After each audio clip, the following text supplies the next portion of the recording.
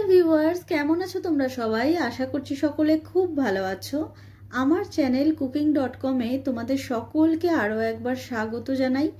জামাই ষষ্ঠী তো চলেই আসলো, আর জামাই ষষ্ঠীতে চিকেন কষা বা মাটন কষা হওয়া বাড়িতে খুবই একটা স্বাভাবিক ব্যাপার। আজকে তোমাদের সাথে এইরকম একটা স্পেশাল দিনের জন্য একটা স্পেশাল চিকেন রেসিপি শেয়ার করব, যেটা তোমরা ভাত, রুটি, নান, পোলাও, পরোটা যে কোনো কিছুর সাথেই ট্রাই করতে পারো। তবে রেসিপিটি ভালোভাবে ফলো করার জন্য তোমাদের রেসিপিটি পুরোটা দেখার অনুরোধ রইল, তাহলেই তোমরা স্টেপ বাই স্টেপ রেসিপিটি ফলো করতে পারবে। তো চলো বন্ধুরা, শুরু করা যাক রেসিপিটি। সবার প্রথমে দেখো, আমি এখানে চিকেনের স্পেশাল রেসিপিটি বানানোর জন্য নিয়ে নিয়েছি 800 গ্রাম মতো চিকেন। এরপর আমি একে একে এখানে ইনগ্রিডিয়েন্টসগুলো দিয়ে দেব। সবার প্রথমে এখানে দেখো, আমি 2 চামচ মতো টক দই দিয়ে দিলাম। দিয়ে দেব একটা মিডিয়াম সাইজের পেঁয়াজ কুচি। দিয়ে দেব চা চামচের 3 চামচ মতো আদা রসুন বাটা। এরপরে আমি এখানে অ্যাড করব হলুদ গুঁড়ো, 1 চা চামচের 1 চামচ মতো হলুদ গুঁড়ো, 1.5 চামচ মতো লঙ্কার গুঁড়ো ব্যবহার করব। তোমরা চাইলে লঙ্কার গুঁড়োর পরিমাণ বেশিও করতে পারো যদি তোমরা ঝাল বেশি খাও। 2 চামচ মতো দিয়ে দিলাম জিরের গুঁড়ো।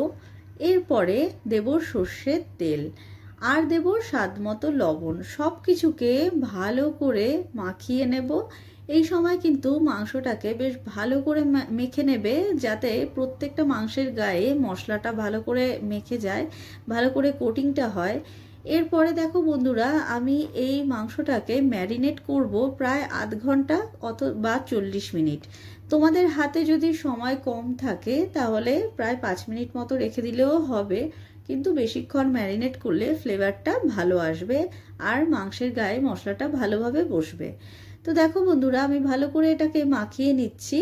মাংসটা মাখানো হয়ে গেলে আমি এটাকে 40 মিনিট মতো ম্যারিনেশনে রেখে দেব। তোমরা চাইলে এটা ফ্রিজেও রাখতে পারো, আমি নর্মালি রেখেছিলাম। এরপর মাংসটা যখন ভালো করে ম্যারিনেট হয়ে যাবে, আমি এখানে কড়াই গরম হয়ে গেলে দিয়ে দেব সর্ষের তেল।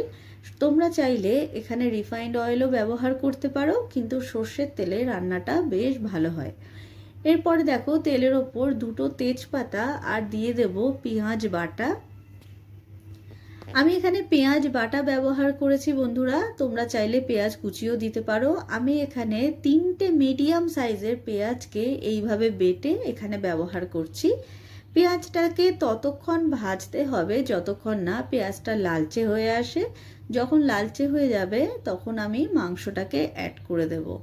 মাংসটাকে অ্যাড করার পর আসল কাজটাই কিন্তু কষানো। যে কোনো মাংসের স্বাদ কিন্তু নির্ভর করে মাংসটা কত ভালোভাবে কষানো হবে। দেখো বন্ধুরা, মাংসটাকে দিয়ে দিয়েছি, এবার ভালো করে এটাকে কষিয়ে নিচ্ছি।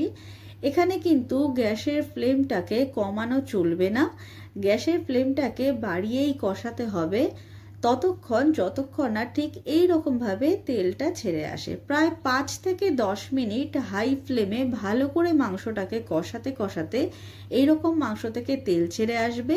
এরপর বন্ধুরা, আমি এটাকে ঢাকা চাপা দিয়ে দেব। ঢাকা চাপা দিয়ে আমি এখানে একটা গুঁড়ো মশলার প্রস্তুতি নিয়ে নেব। এখানে কি কি আছে আমি তোমাদের সাথে বলে দিচ্ছি।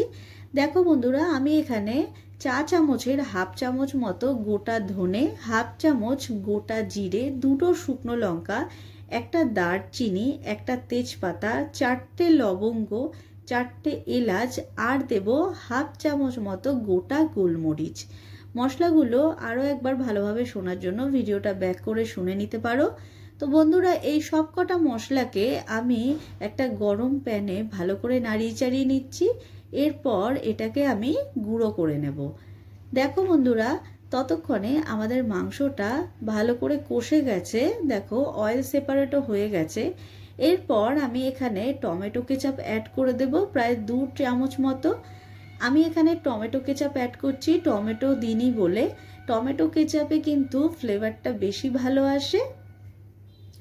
এরপর মাংসটাকে একটু ভালো করে নাড়িয়ে চাড়িয়ে আমরা যে মশলাটা করে রাখলাম সেই স্পেশাল মশলাটা আমরা এখানে দিয়ে দেব। এতে করে মাংসের স্বাদটা দ্বিগুণ আসবে এরপরে দেখো ভালো করে আবার নাড়িয়ে চাড়িয়ে নিচ্ছি।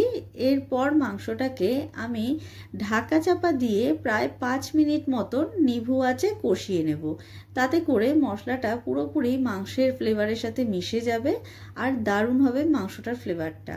তো দেখো বন্ধুরা, আমি এটাকে ঢাকা চাপা দিয়ে 5 মিনিট রেখে দেব। এরপর ঢাকা চাপাটা খুলে সামান্য জল অ্যাড করব, জাস্ট সামান্য। এখানে জল অ্যাড করে আবার ভালো করে নাড়িয়ে নিচ্ছি। এরপরে যখন মাংসটা ভালো করে ফুটে আসবে, আমি এখানে দিয়ে দেব কাসুরি মেথি। কাসুরি মেথিতে মাংসের ফ্লেভারটা কিন্তু দ্বিগুণ বাড়িয়ে দেবে। তোমরা চাইলে স্কিপ করতে পারো, কিন্তু এটা দিলে ভালো হয়।